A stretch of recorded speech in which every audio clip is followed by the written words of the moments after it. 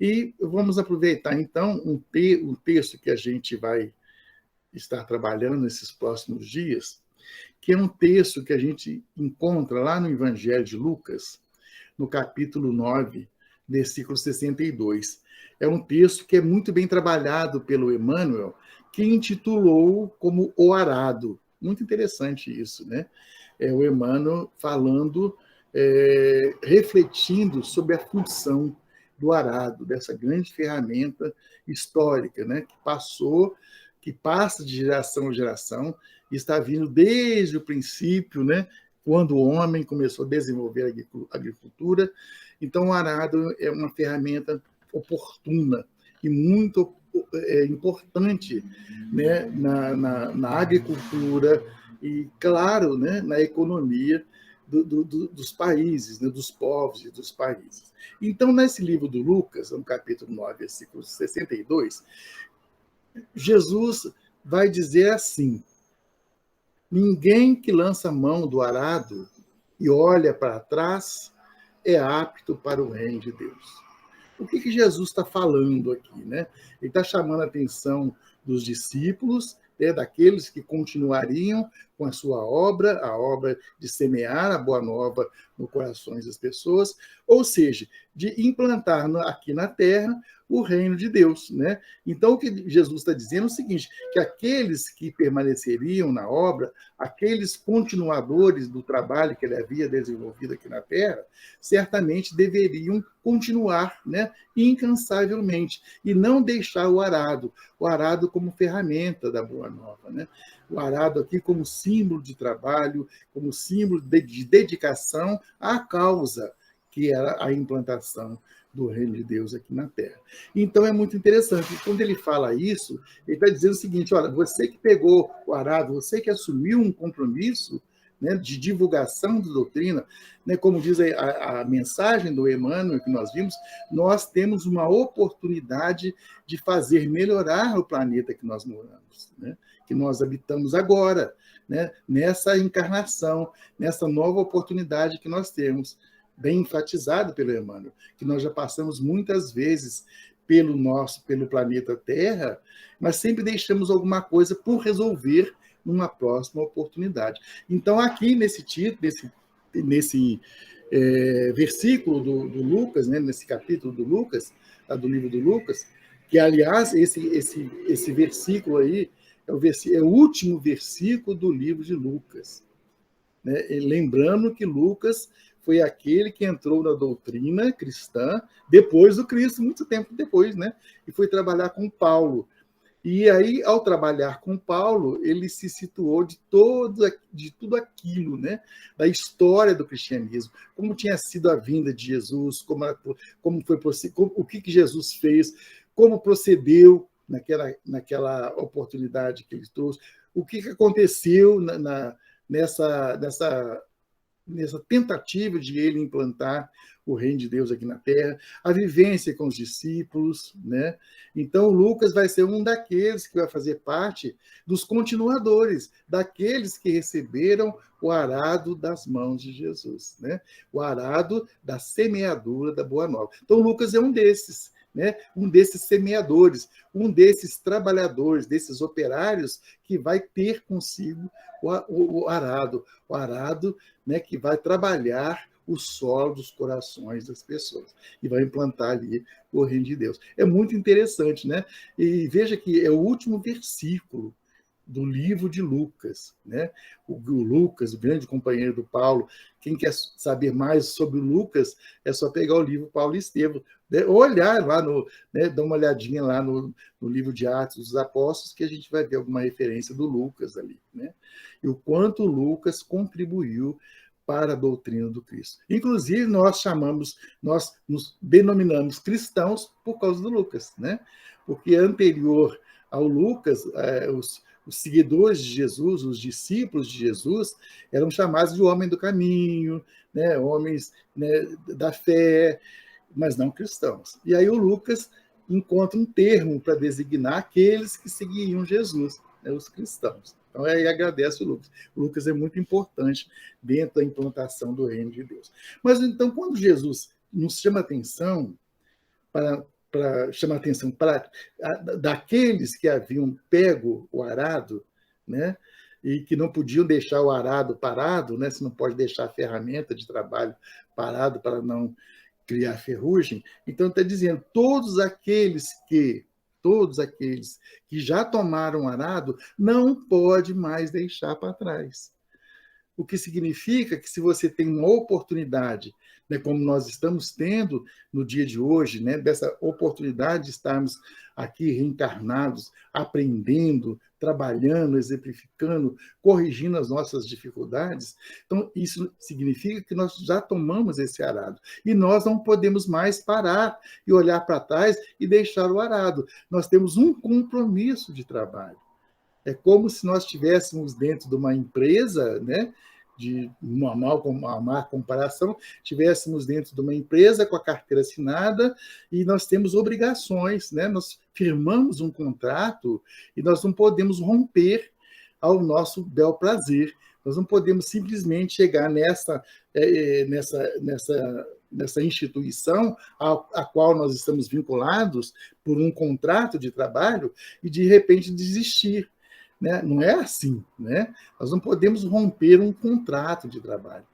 Fica difícil para aquele que nos empregou e tanto difícil, às vezes, para nós que estamos saindo. Então, nunca é vantajoso esse rompimento. Né? Então, quando Lucas deixa esse texto, lembrando-se de Jesus, diz, olha, quem assumiu o arado não pode mais largar, né? Não pode olhar para trás. Isso não deve, né? Como diz lá o Lucas, Jesus disse, ninguém que lança a mão do arado e olha para trás é apto para o reino de Deus. Então, a gente se coloca nesse contexto, né? Como os divulgadores, como aqueles que já receberam o arado. E aí nos perguntamos, o que é que nós estamos fazendo com esse arado, né? Porque, segundo Jesus, nas palavras de Lucas, quem olha para trás e para, né, não é apto na construção do reino de Deus. Né? Aqui nesse texto a gente vê Jesus utilizar na edificação do reino de Deus um dos mais belos símbolos de trabalho, né? Do trabalho de Jesus. E aí o Emmanuel vai dizer para nós, num texto que está lá no livro Pão Nosso, vai dizer o seguinte, efetivamente, se desejasse, o mestre criaria outras imagens. Mas veja que ele criou a imagem do arado. Ele poderia reportar-se às leis do mundo, aos deveres sociais, aos textos da profecia, mas ele preferiu fixar aquele ensinamento importante, né, relatado pelo Lucas, em bases mais simples. Por que ele fala do arado? Porque o arado é um aparelho de todos os tempos. É um aparelho pesado, demanda esforço de colaboração entre o homem e a máquina. Provoca suor, né? E provoca também a necessidade de cuidado. E, sobretudo, ele fere a terra para que a terra produza. Olha que interessante, né, essa reflexão do Emmanuel. É um aparelho, uma ferramenta pesada que demanda esforço e colaboração, né, do homem para com essa máquina, para com essa ferramenta. Porque a importância dela é gigantesca, é extraordinária. Embora ela provoque suor, cuidado e cansaço naquele que está utilizando, ela tem a sagrada função de abrir a terra, para que naquela terra aberta seja colocadas sementes e essas sementes, então, venham a produzir. Né? Então, é muito interessante. E ainda na linguagem do Emmanuel, ele vai dizer, o arado constrói o berço das sementes. E na sua passagem, o terreno cede para que a chuva, o sol, os adubos sejam convenientemente aproveitados. Então, como é que a gente está nesse contexto aí, né? Nós já recebemos o arado. E o que é que nós estamos fazendo com ele? Se estamos fazendo algo de positivo, que faz parte da função do arado, né, das funções que o arado pode desempenhar, será que nós estamos cansados já, né? sei que nós já estamos, né, já desanimados de trazer conosco o arado, que é uma ferramenta pesada e que tem um trabalho extraordinário, um trabalho muito importante, mas que exige suor e esforço. Né? É necessário, pois, que o discípulo sincero tome as lições, essas lições, com o divino cultivador, que é Jesus, né?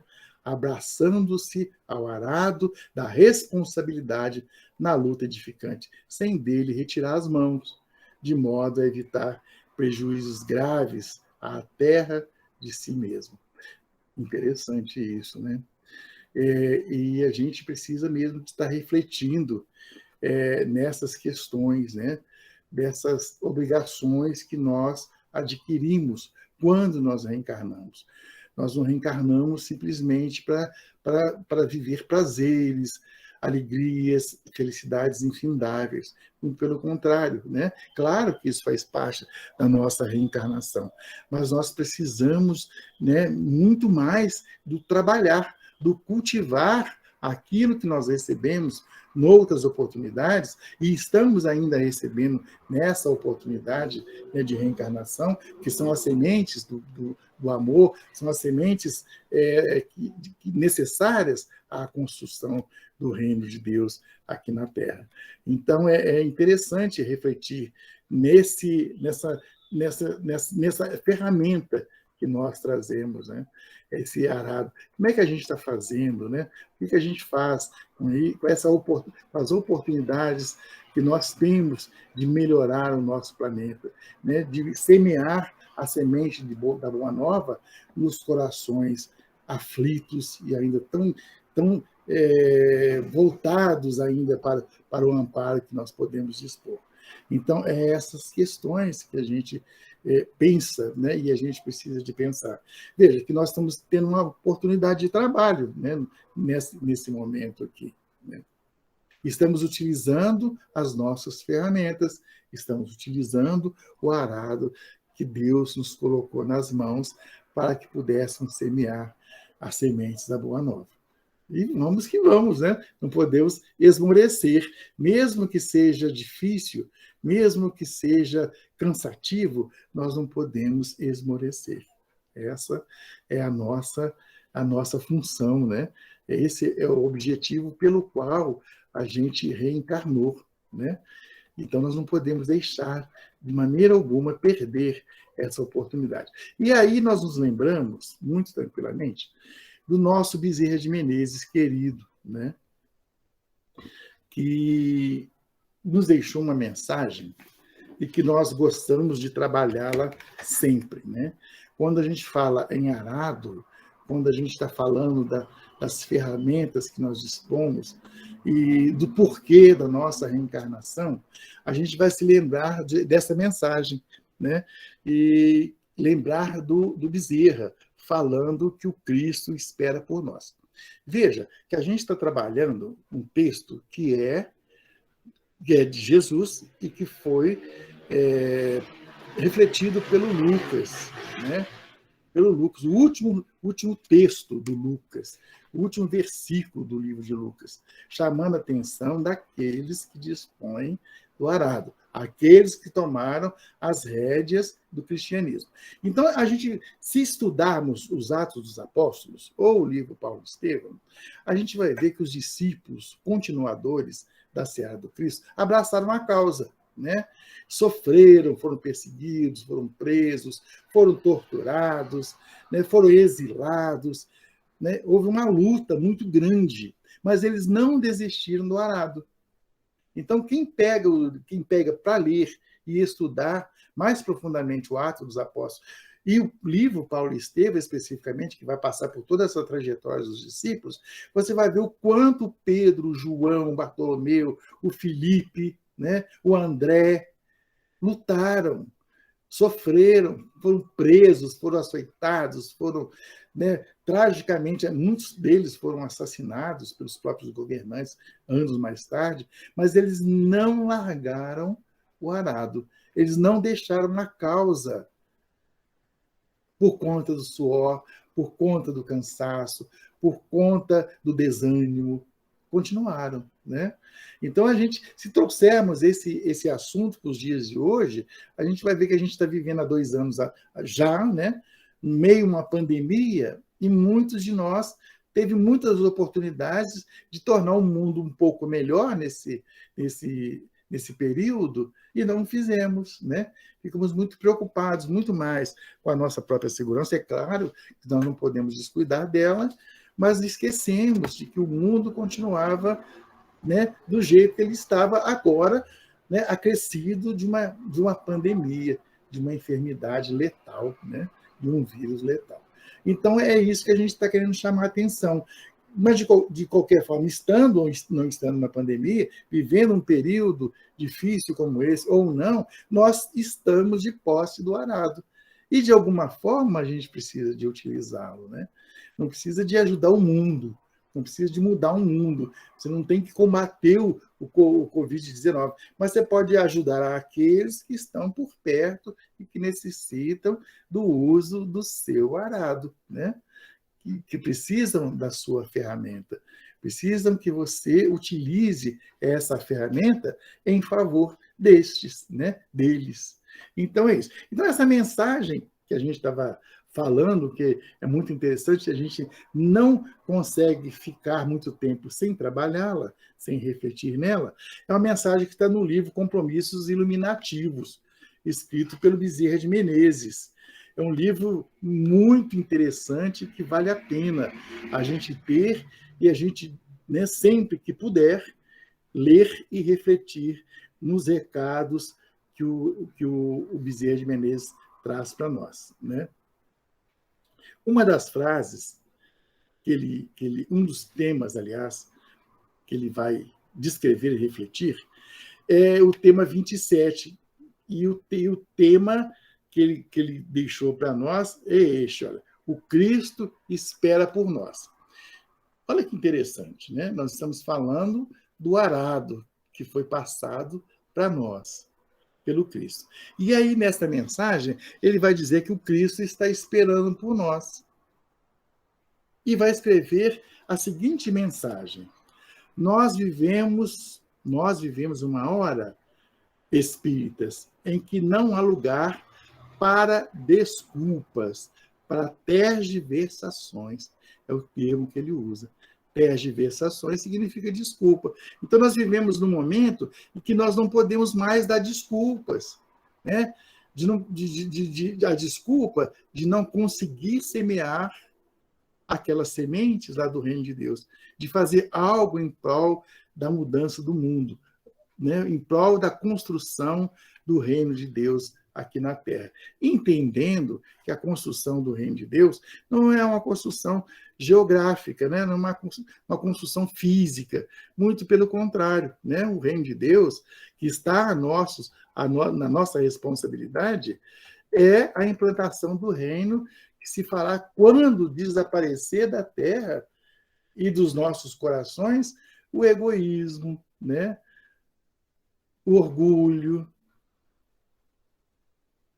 É quando nós extirparmos com esses sentimentos nocivos, quando nós começarmos a perceber que nós somos filhos do mesmo Pai, portanto, somos irmãos, e aprender a nos amar, né?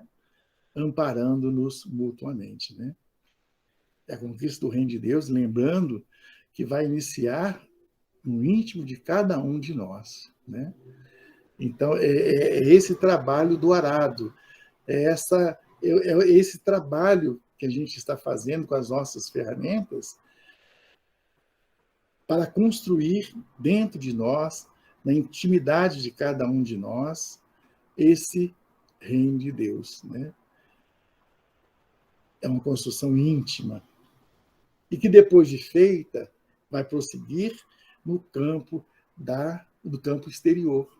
Depois que nós construímos esse reino de Deus dentro de nós, nós vamos exteriorizá-lo através das nossas exemplificações no bem, né? Junto e frente a outras criaturas. Então, não podemos esquecer. Então, o Bezerra de Menezes vai dizer assim, que nós vivemos uma hora espíritas, está dizendo para nós espíritas, especificamente, que não há lugar para desculpas. Faz indispensável, hoje, definir as tarefas e afogar-nos nas tarefas do bem. Por que o Bezerra está chamando a atenção, né, de nós, os espíritas? Ele está dizendo porque Jesus já esteve aqui, já esteve junto de nós, já exemplificou, já deixou para nós, né, um conhecimento gigantesco acerca de nós mesmos, e agora ele espera que nós façamos a mesma coisa, né? Então, ele vai dizer o seguinte, o Bezerra de Menezes: há 2 milênios, nós chamamos pelo Cristo, e ele veio, e agora ele está chamando por nós. E aí ele fala uma frase que nós já utilizamos muitas vezes no trabalho de assistência social. Ele diz assim: o Cristo sempre atende a criatura através de uma outra criatura. Olha aí a utilização do nosso arado, né? Por que nós precisamos de estar em constante movimento com a nossa ferramenta? Porque o Cristo sempre atende a criatura através de outra criatura. Então, a mudança do mundo se faz no trabalho coletivo, né? De um amparando o outro. Um amparando o outro. Né? Um amando o outro. Reconhecendo que todos nós somos irmãos e filhos do mesmo Pai. Então, se falamos em implantar o reino de Deus aqui na Terra, nós estamos falando de nós trabalharmos conjuntamente, né? É um trabalho coletivo, atendendo àqueles que estão do nosso lado, àqueles que fazem parte do nosso dia a dia. Porque, segundo o Bezerra de Menezes, o Criador sempre atende a criatura através de outra criatura. E quando se fala em arado, enquanto se fala em trabalho, em esforço, é necessário estarmos sintonizados com a criação, diz o Bezerra de Menezes, a fim de recebermos o impulso do Criador para o socorro à criatura. Então, simplesmente não é só, né, ter a consciência do trabalho que precisa ser executado, mas conhecer, né, esse trabalho, de avaliar esse impulso criador que está dentro de nós e que nos impele a ajudar o nosso próximo. Né? E que levou Jesus a colocar os 2 mandamentos mais importantes da nossa existência, né? Que é amar a Deus sobre todas as coisas e ao próximo como a si mesmo. Né? E isso aí vem de encontro ao que o Bezerra de Menezes está falando. O Criador sempre atende a criatura através de outra criatura. E aí o Bezerra enfatiza ainda mais um pouquinho, vai dizer que todos nós fomos chamados para a construção de uma era melhor. Ora, não é isso que a gente pede quando nós fazemos a oração do Pai Nosso? Lembra que nós pedimos a Deus que venha a nós o vosso reino, não é? Porque nós entendemos que precisa de uma interferência de Deus para que o mundo se torne melhor. E aí, na oração do Pai Nosso, que, aliás, é narrada pelo próprio Lucas, está no livro de Lucas, vai dizer, nós pedimos a Deus que venha a nós o reino dos céus, não é? Ou seja, que nos dê a possibilidade de criar aqui na Terra o reino de Deus. Ora, por aí nós entendemos que essa construção do reino de Deus é uma construção íntima e que requer de nós esforço, trabalho, dedicação, que nós enxuguemos o suor, né? que se faça uma pausa, mas que se continue o trabalho sem esmorecer. É isso que o Bezerra de Menezes chama a nossa atenção. Diz ele que todos nós, fomos chamados para essa construção de uma era melhor.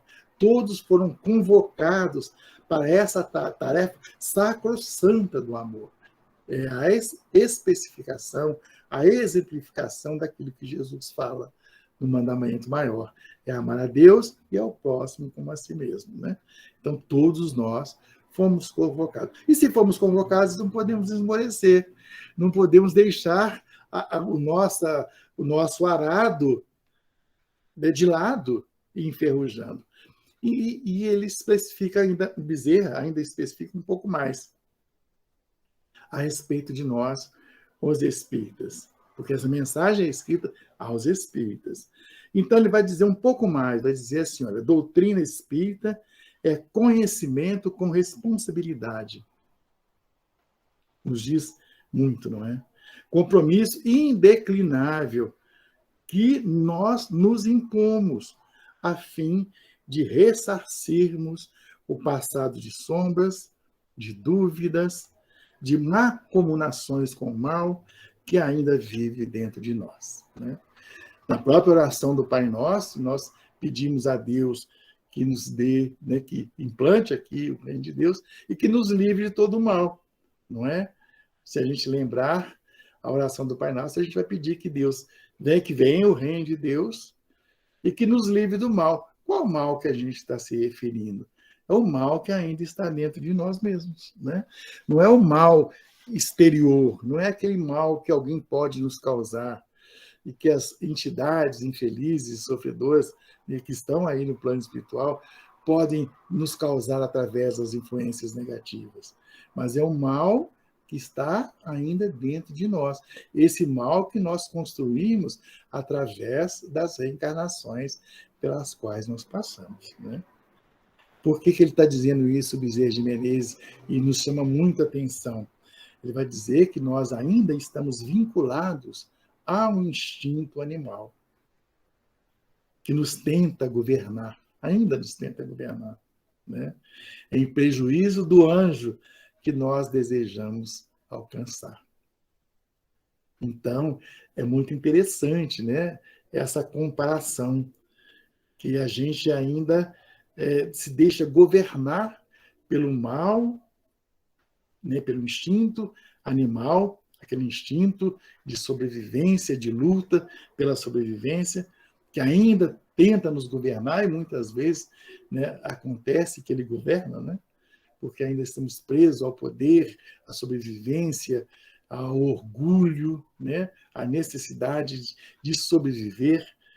Então, esse instinto animal é muito presente e grande parte das ações, em grande parte dessas ações que nós praticamos, muitas vezes, está vinculado ainda a esses instintos animais. Né? Haja vista é quando nós colocamos a nossa posição sobre o outro, né? Aquela posição orgulhosa, poderosa. Então, ele está dizendo o seguinte, que isso ainda existe em nós, né? E que vem nos governando. E isso traz uma série de prejuízos, né? Porque também nós precisamos de conquistar também o anjo que está dentro de nós. Então, é uma luta constante entre bem e o mal. O mal que ainda permanece em nós e ainda vinculado aos nossos instintos, né, ao instinto animal, que vai causar prejuízo ao anjo que nós precisamos de construir. É muito interessante. É muito interessante a gente refletir sobre isso. Né? E aí vai dizer o Emmanuel, o Bezerra de Menezes, ainda nessa mensagem chamada O Cristo Espera por Nós. É necessário que, de uma vez por todas as vezes, compreendamos o impositivo da nossa renovação pelo bem, porque esta é a hora, olha só, a consciência, esta é a hora de que nos falam os livros de todas as religiões antigas e que se consubstancializa na mensagem da doutrina espírita. Todas as religiões, todos os princípios encontrados nas religiões antigas falam do próximo, sobre o respeito, sobre a consideração, sobre o afeto que nós devemos desenvolver ao próximo. Né? Então, é a hora da gente ter essa consciência que todas essas religiões traziam, né, como princípio o amor ao próximo. Se nós recorrermos a essas religiões antigas, que nós temos conhecimento na Terra, a gente vai ver que no princípio dela está o amor ao próximo. O olhar, né, mais afetuoso àqueles que nós designamos como sendo o nosso próximo. Então, o Bezerra é enfático nessa mensagem e dizer que esta é a hora de nós implantarmos na Terra, em definitivo, o reino de Deus. Lembrando que é uma construção íntima, né? Que é uma construção íntima. E que todos nós fomos chamados para essa construção. Todos nós que nos encontramos nessa lide, temos conosco o dever inalienável de servir e de amar. Interessante, né? Veja, nós temos o dever inalienável de servir e de amar. É um dever, é uma obrigação que nós não podemos passar para o outro. Nós não podemos nos desvincular da responsabilidade desse compromisso que nós assumimos e repassar para o outro. Vamos deixar que o outro faça. Não, esse é um compromisso inalienável. Nós não podemos transferir para o outro, né? Então, ele está dizendo, chamando a atenção, inclusive de nós, os espíritas especificamente, porque ele diz que o espiritismo, né, o espiritismo nesses séculos atuais chama-se ação. Já não ficamos tão vinculados aos conhecimentos e aquilo tudo que o espiritismo nos traz, né, como doutrina consoladora. Trazendo para nós o nosso princípio, quem nós somos, de onde nós viemos, por que nós sofremos, para onde nós vamos. Mas não é só isso. Significa também que nós temos todo esse conhecimento acerca de nós mesmos, né, despertando em nós a necessidade da reforma íntima, né, que nós precisamos fazer, e já estamos propondo isso há muitos séculos, mas conseguiremos tudo isso a partir da ação, a partir da transformação do conhecimento em ações voltadas para o outro, né? Diz ainda o Bezerra de Menezes, até há pouco nós combatíamos as mensagens luminosas. Até há pouco, né? Algumas encarnações atrás. Os adversários, porém, da terceira revelação, que é o Espiritismo, diz ele, os adversários, porém, da terceira revelação, filhos meus, estão agora dentro das nossas fileiras, dentro de nós mesmos. Ou nós modificamos a nossa forma de agir, de servir e de amar, ou seremos responsáveis pelo adiamento da concretização das ideias do Consolador na Terra. Olha, né, a gente fica até assustado, né? Quando ele diz, olha, ou nós modificamos agora que nós temos oportunidade, né, de fazer a reforma íntima, de ajudar na implantação do reino de Deus aqui na Terra, ou nós fazemos isso, ou seremos responsáveis pelo adiamento da construção do reino de Deus aqui na Terra, né? E a respeito do Espiritismo, ele vai estar dizendo assim, a religião espírita, é a religião cujo nome foi dado por Jesus. É o Consolador. Não nos esqueçamos. Então, quando nós falamos o Espiritismo é o Consolador prometido por Jesus, nós nos lembramos que hoje a doutrina espírita, sendo consoladora e tida como consolador, a terceira revelação, né, não foi simplesmente alguém que escolheu o nome a designação, mas foi o próprio Jesus, quando ele disse que lançaria no futuro, enviaria no futuro, o Consolador. E esse Consolador, nós sabemos que é a doutrina espírita, é a terceira revelação, não é? Porque nós sabemos que a primeira revelação foi trazida por Moisés, a segunda revelação foi Jesus, né, o amor, e a terceira foi o Espiritismo, né? Então, se nós queremos continuar trabalhando com o arado, que faz parte dos compromissos que nós assumimos ao reencarnarmos, então precisamos de consolar as lágrimas, estancando-as no seu nascedouro. Olha o que Bezerra de Menezes está nos dizendo. E nós, enquanto cristãos, enquanto trabalhadores, né, da doutrina consoladora, nós precisamos de consolar as lágrimas, mas estancando-as lá na sua origem, lá aonde existe a causa. Então, não é só secar as lágrimas, mas é tentar buscar a solução para as causas. É tentar extirpar as causas, né, das lágrimas. Será que a gente faz isso? Né? O mundo está sofrendo. A gente fala, mas está sofrendo porque nós fomos acometidos pelo COVID, pela pandemia, pelo Covid-19.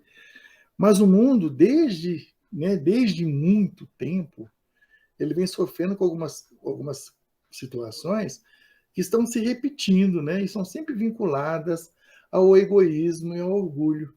Então, quando nós nos propomos a secar as lágrimas de alguém, não é só oferecer para ela aquilo que ela precisa naquele momento. Não é só o ombro amigo, não é só solucionar as questões sociais e materiais, mas é fazer com que aquela pessoa a qual nós estamos consolando, que nós estamos enxugando as lágrimas, compreenda, né, o seu verdadeiro eu, né, que consiga se entender, né, viajar para dentro de si mesmo e ela mesma possa extirpar de si as causas do sofrimento.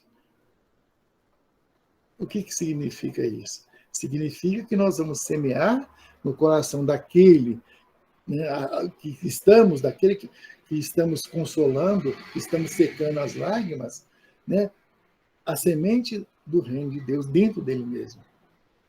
Ele também possa despertar para a verdadeira vida, né, para o conhecimento de si mesmo, que ele aprenda a utilizar as ferramentas que ele traz.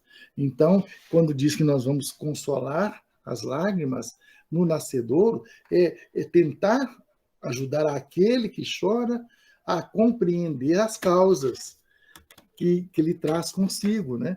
Essa causa que o faz, que provoca as suas lágrimas, que o faz sofrer, que o torna infeliz, né?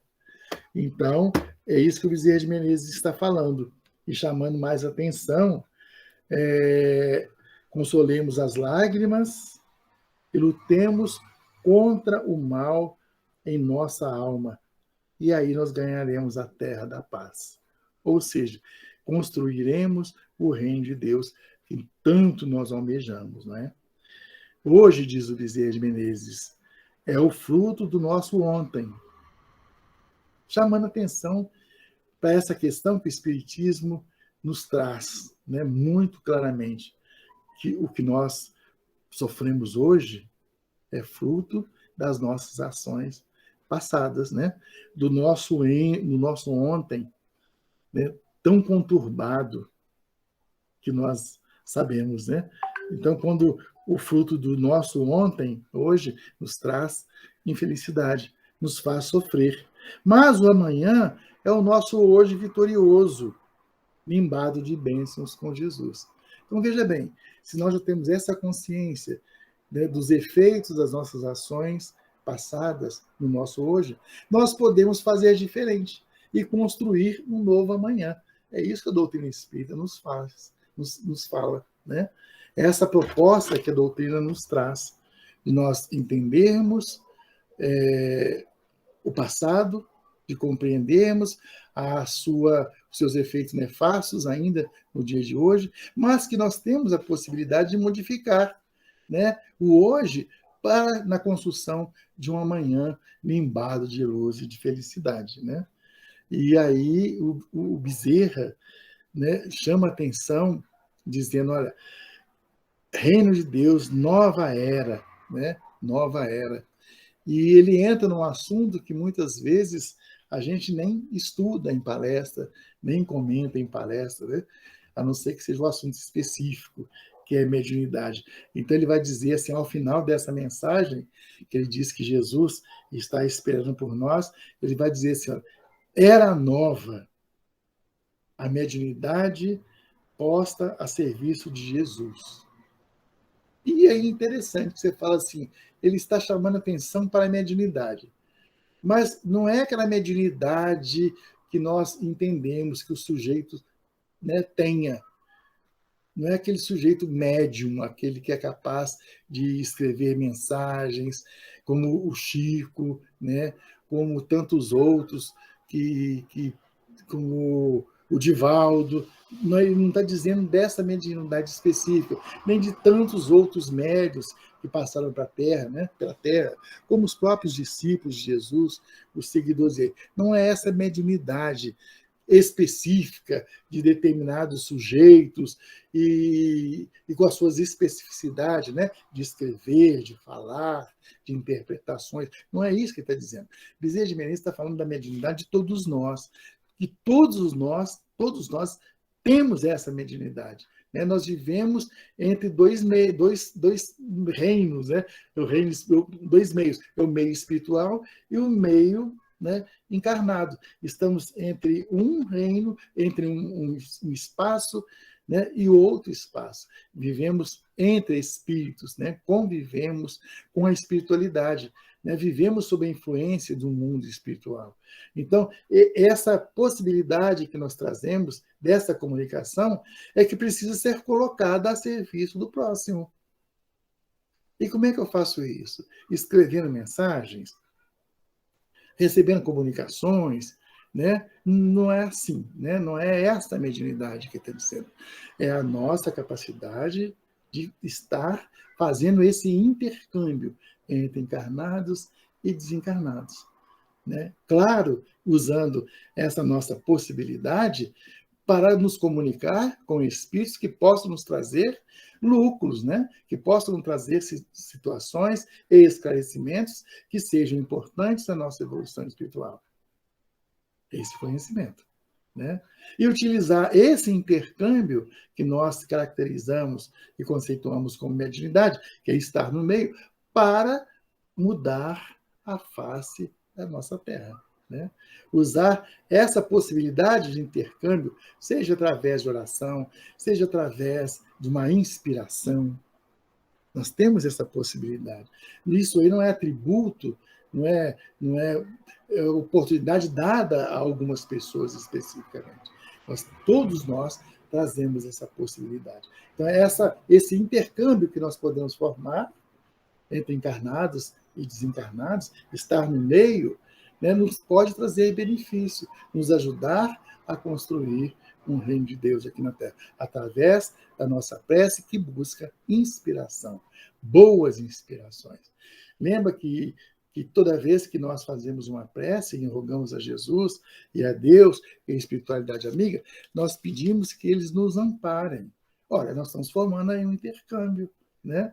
Estamos entre dois mundos, o espírita, né, e o corpóreo, pedindo que o mundo espiritual, aqueles que estão, né, do outro lado e que nós nem sempre enxergamos, né, possam intervir na nossa vida. E aí nós nos lembramos que a doutrina espírita nos fala isso, né? Que os espíritos interferem muito mais na nossa vida do que nós imaginamos. Está lá no Livro dos Espíritos. Então, é aproveitar essa possibilidade de intercâmbio. Por isso ele diz, olha, a mediunidade nossa, essa possibilidade de estar buscando a interferência no plano espiritual, para o nosso mundo encarnado, precisa de ser colocada a serviço de Jesus. Então, mais uma vez, ele coloca a responsabilidade, né, daqueles que detêm a mediunidade, a possibilidade de comunicação, muitas vezes muito mais potencializadas do que o outro, saiba usar essa mediunidade, né, como um arado a serviço da implantação do reino de Deus aqui na Terra. Veja que reflexão maravilhosa que o Bezerra de Menezes nos traz, né? Então, meus amigos, é isso, né? Que a gente pode passar no dia de hoje, aproveitando esse espaço, esse momento que Deus, né, e a espiritualidade e Jesus nos colocou, né, à disposição, um tempo de refletir, um tempo de pensar, de renovar os nossos sentimentos, mas também de saber das nossas possibilidades, né? De mudar o mundo que nós estamos vivendo. E é claro que nós não queremos mudar o planeta, e nem teríamos como fazer isso. Mas se nós começarmos a mudar, né, a nossa casa, aqueles que estão mais próximos de nós, já é um ganho. Então não ficamos preocupados com quem vai governar o mundo, com a política, com aquilo que está acontecendo. Não vamos ficar tão preocupados com isso. Vamos se preocupar em estabelecer a justiça, em construir o reino de Deus, o reino de paz, de luz, no coração daquele que está do nosso lado. Se nós fizermos isso, né, se nós conseguirmos fazer isso, já é um ganho muito grande. E Jesus agradece, né, porque ele está esperando que nós façamos isso. Façamos para o outro aquilo que ele fez por nós quando aqui esteve. Então é isso, meus amigos, que Jesus nos abençoe.